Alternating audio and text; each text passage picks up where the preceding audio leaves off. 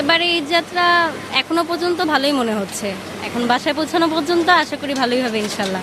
আমার খুব আনন্দ লাগতেছে।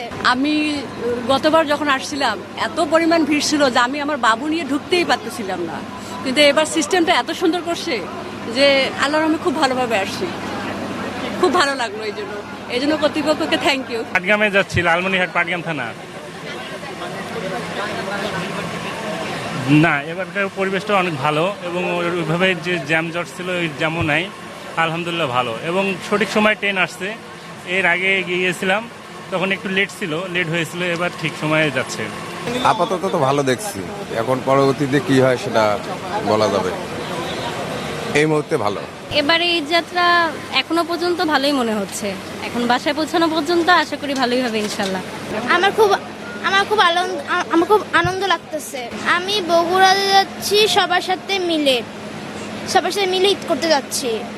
কত তো কোনো চাপ মনে হচ্ছে না, কোনো ভিড় নেই মনে।